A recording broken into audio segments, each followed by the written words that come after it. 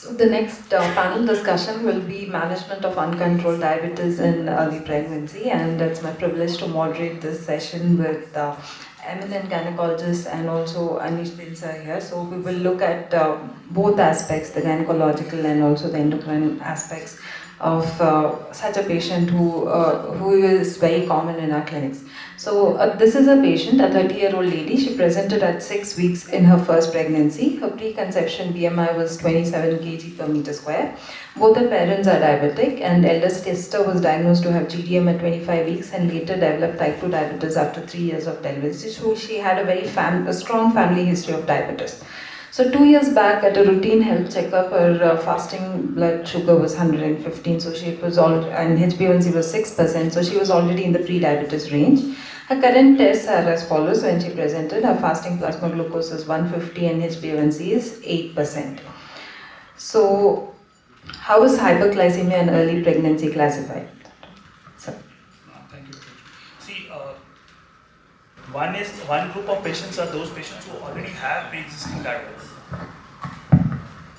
So this is, we already talked about the criteria for diagnosing diabetes.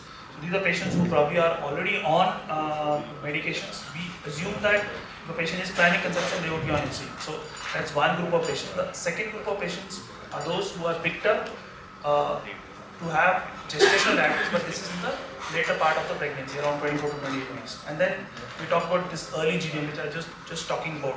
These are the patients. Now, the original criteria was by the IADP SG criteria, which when it came out almost a decade back, they said fasting more than 92 and less than 126 are those group of patients who should be labeled as pre-diabetes, as GDM. So this, because as I was mentioning, that we normally say GDM only when patients picked up in the later part of the pregnancy. So they said that these patients who do not satisfy the criteria of diabetes but have borderline values should be labeled as GDM. But then, as I said, these are not validated figures, validated cutoffs, and then that controversy still holds, which I was already mentioning when I was talking about. So if you have to look at the broad category, you have pre-existing diabetes, those who already know they are diabetic, those who are picked up for the very first time in pregnancy, so over diabetes picked up in the first trimester, and then you have the patients who either had pre-diabetes and subsequently they end up becoming diabetic because pregnancy is a diabetogenic state, so they would progress from pre-diabetes to diabetes. And then you have the group of patients who have GDM, which is picked up towards the later part of the second trimester or beginning of third trimester. Madhura ma'am, this is for you. Why is it necessary to screen for hyperglycemia in early pregnancy? It becomes important because it can affect the fetus, neonate and the mother. For the mother, if it's a pre-existing diabetes especially, the pregnancy itself can worsen the complications of diabetes, especially retinopathy, nephropathy, hypoglycemias and ketoacidosis. And later on during the pregnancy, they are prone for other complications such as premature birth. We do see more of them presenting with short cervixes and mid-trimester losses as well nowadays. And they are more prone for needing cesarean deliveries or complications during vaginal birth like shoulder dystocia and secondary to that tears, perineal tears and instrumental deliveries, hydramnios, etc. And for the fetus, if it is uncontrolled diabetes, we know that there are more risks of anomalies in the baby, miscarriage risk is higher, and towards the end of the second trimester, even the 36 weeks around, they are at highest risk of intrauterine fetal demise. And stillbirths are something which we are worried about. The fetus, the baby once it is born, in addition to the birth trauma, they are also at risk of neonatal hypoglycemia, prolonged neonatal stay, hyperbilirubinemia, macrosomia, and hypertrophic cardiomyopathy. So it becomes very necessary to screen, to pick up over diabetes more so, and also to screen for early gestational diabetes or also existing diabetes that the patient may not be aware of. So we do universally screen all patients in our practice in the first trimester of pregnancy. So ma'am, which test should be used to screen for hyperglycemia in early pregnancy?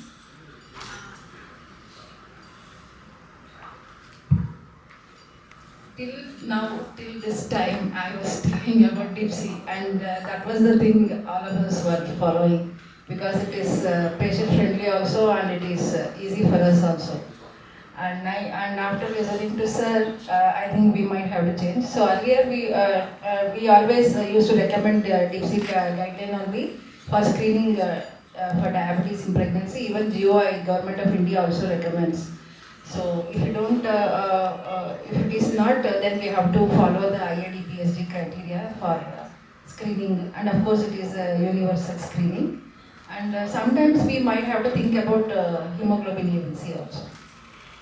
Yes, especially now in the last week, I think 3 landmark trials were published on HbA1c where they looked at 3 cohorts from India, Kenya and one more cohort. So they were rule in and rule out. So even though it is not validated against the outcomes of pregnancy, patients who developed GDM at 24 to 28 weeks, so a rule in of 4.8, if they are less than 4.8 in early pregnancy, they did not go on to develop GDM, but if they were HbA1c was more than 5.9%, they went on to, but it's still not validated against the pregnancy outcome. Mainly placental hormones like placental lactogen, placental human growth hormone, all these would increase towards the later part of pregnancy, and that's how the insulin resistance would increase.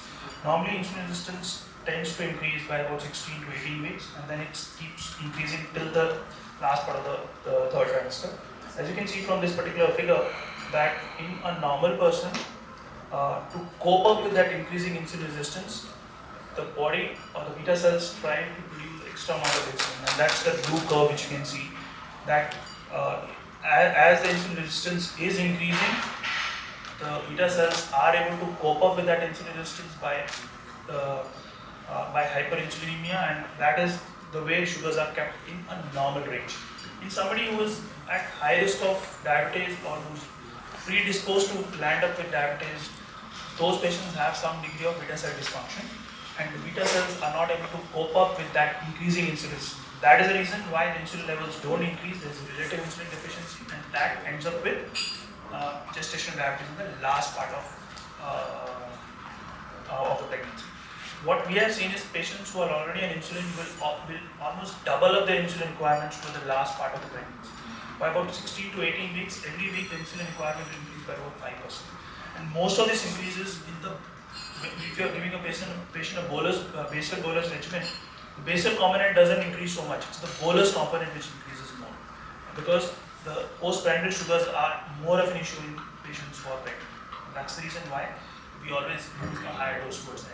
So I think it becomes important to explain to our patients, because they're always coming and telling that, I'm eating the same, I'm not doing anything to, worsen my sugars, but still the sugars are high, why does it happen? And then when you tell them that it's actually not their fault and insulin resistance is actually increasing, they seem quite at ease. So what is the risk of congenital malformations in the current pregnancy? Patients' HbA1c is 8%. The HbA1c has been a guide for us to counsel the patients. If it is normally it's about 1 to 2% congenital risk rate. Anything which is more than 5.9% till 7, it doubles the risk of congenital anomalies. From 7 to 10, it's almost the 5% risk. More than 10 is a drastic change. Almost 10 to 11% of people or the fetuses do have anomalies. And most of these anomalies are related to spinal and cranial system, and we are much worried about these ones and the safety agencies, cardiac anomalies. So how do we actually counsel this patient? Like how would you tell this? Do you explain the risk to them and leave the decision on them? Like it's a very dicey situation. So how do you go about it? Yeah, it is the counseling becomes important because most of them are normal. So when we talk about this, it is important that we have to tell them about the detection that we could do during subsequent ultrasound monitoring. And we do also need to tell them if it is detected later on, they do have an option of termination if it is a lethal anomaly.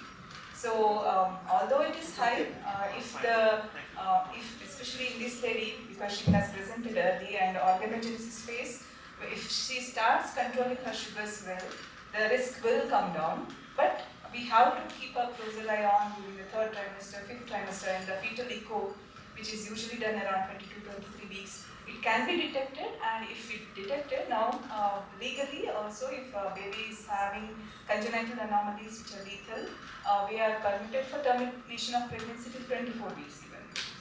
So this, if we tell to the patient, they can be reassured to a certain extent. So what is the optimum weight gain during pregnancy, and how would we counsel this patient? So, whenever we consider about weight gain during pregnancy, we always tell 10 to 12 kgs weight gain is very good for any pregnant woman. But nowadays, we always have to classify her as per the BMI, applying the Asian classification. So, if the patient is underweight, wherein the BMI is less than 18.5, so she is allowed to gain 12 to 18 kgs. But if the patient is obese, we all know because she developed diabetes and more prone for hypertension also. So we always have to see that we have to check her weight gain. So she should not be allowed to gain more than 5 to 9 kgs. So what is the approach to management in our patient, doctor? So this patient with gestational diabetes, now that she's 8 weeks and in the obese BMI range, first and foremost thing would be to counsel the patient and her patients who look after, the attenders who look after her, because it is mainly the elders in the family that they feed people, feed the pregnant women that Overfeed them, overfeed. So along with both of them, we have to counsel and then start the initiation of the medical nutrition therapy initially. Like for the first 2 weeks, we stress upon the medical nutrition therapy and the amount of calories that has to be taken in, and the tailor-made diet chart for the same patient. And maybe after 2 weeks, we recheck the sugar levels. Maybe her fasting and her postprandial levels should be checked. And then if that is under control, then we carry on with the medical nutrition therapy. And if that is getting controlled, then we might think of starting oral metformin or insulin accordingly the way she's doing well. And mostly her postprandial sugars are to be monitored. Maybe 4-point blood sugar profile, the fasting, who had post breakfast, who has post lunch, and the post dinner has to be checked. And if they're all under control, then medical nutrition will be good enough to maintain that. And if it gets worsened, anyways, we do have the metformin and the insulin agents. Anisa, which insulins are approved for use in pregnancy? So we've already spoken about that. So just wanted to highlight that degludec is a newly approved, and it has a lesser incidence of hypoglycemia compared to like NPH insulin, which was, and tetima was not easily available so far, but degludec has been useful in this situation. So what are the recommended glycemic targets in pregnancy? Because many patients come to us and tell that my sugar is only 110 fasting, but you're still telling that it's not controlled. If their relative is also diabetic, then they say that their doctor told that it is controlled. You're telling. So this is often the confusion that all patients have. Yeah, when we tell them about pregnancy, we have to say that the complications we are trying to reduce. That's the reason we are going to be a little more strict with you. So fasting level of less than 95, 1 hour postprandial less than 140, and 2 hours postprandial less than 120. But we also need to make sure whether this was checked in the lab or with their glucometer. Glucometer may always give a lesser reading, so it may be a false reassurance. So once in a while, at least, we should ask them to get it checked in the lab. So what are the recommendations for aspirin initiation in pregnant women with type 2 diabetes? All the international associations, they have started, they advocate starting aspirin as soon as the pregnancy is confirmed, because type 2 diabetes, again, they are more prone for development of hypertension. So it is always better to start at least 150 milligrams of aspirin.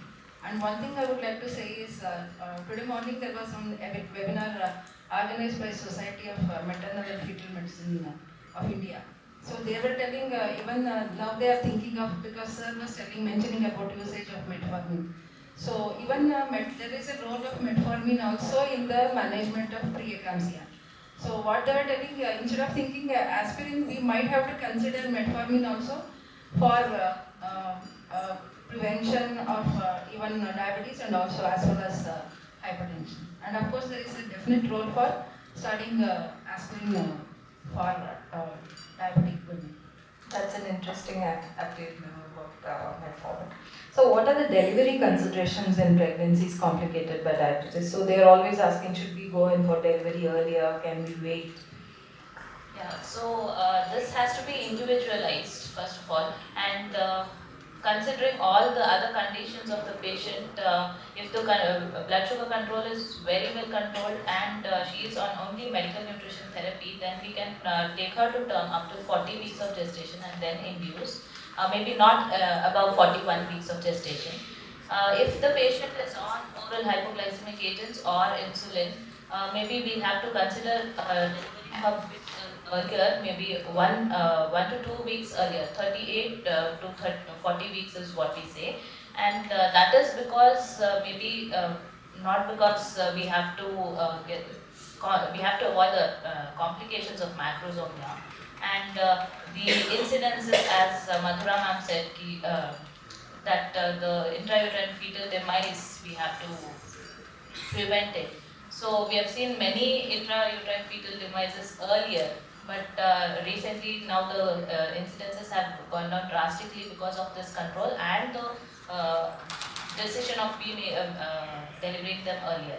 And if they are poorly controlled diabetes, then we might have to consider delivering much more earlier than advised, because maybe if the baby is delivered at 36 weeks, it would have survived, and just to maintain the guidelines, we prolonged it to 37 and we lost a baby. That would be a difficult thing to handle both for the patient and for us. So in such conditions, in poor glycemic control, then we have to deliver her earlier, maybe at 36 to 37 weeks.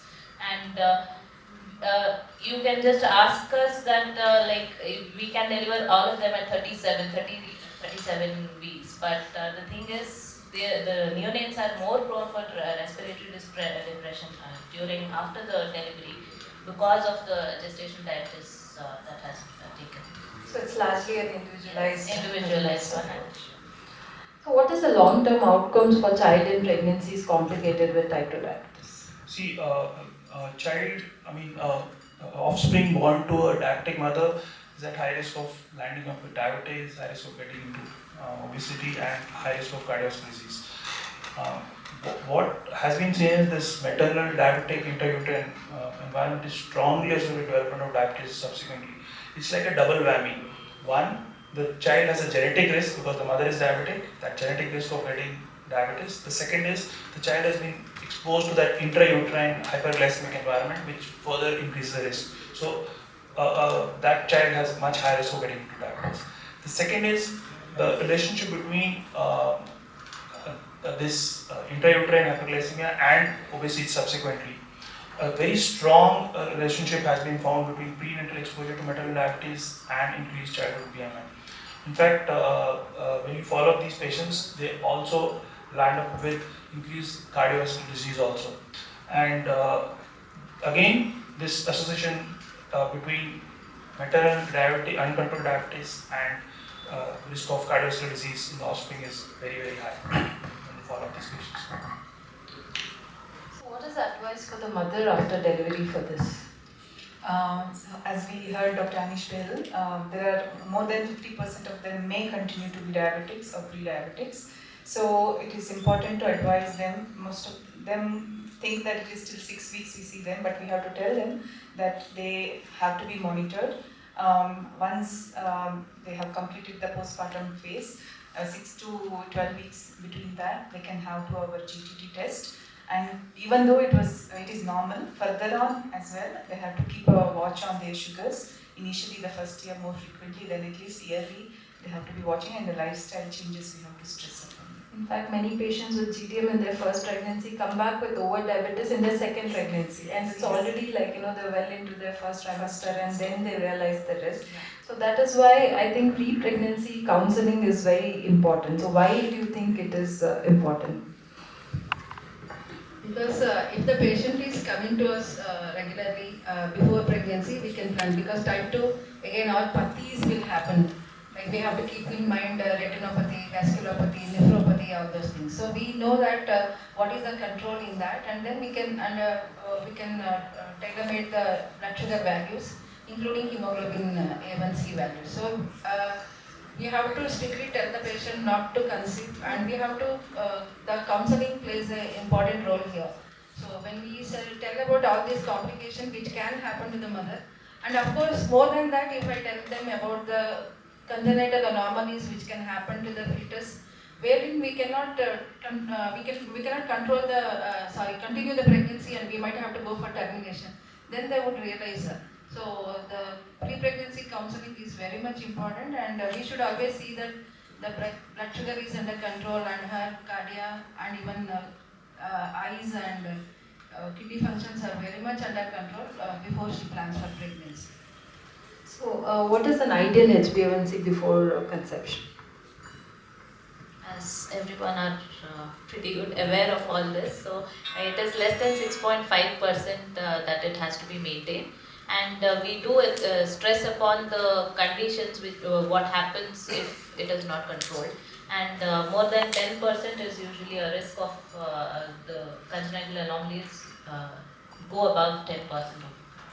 So ideally 6.5%, less than 6.5%. Thank you all. That brings us to the end of this panel discussion. Very grateful for your insights. I think it's very heartening to hear both sides where we manage the patient together